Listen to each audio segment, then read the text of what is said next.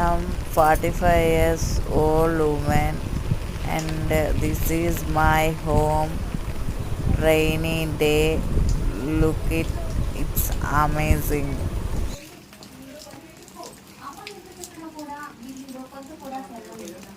అతను మళ్ళీ పడుకుంటాడు.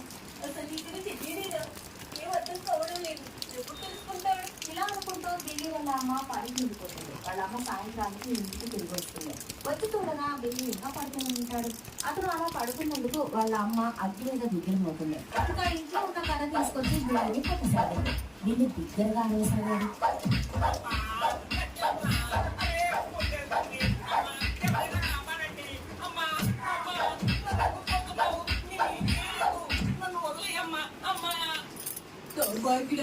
ఉదయం నుంచి పడుకున్నావా? కొంచెమైనా సిగ్గుందా?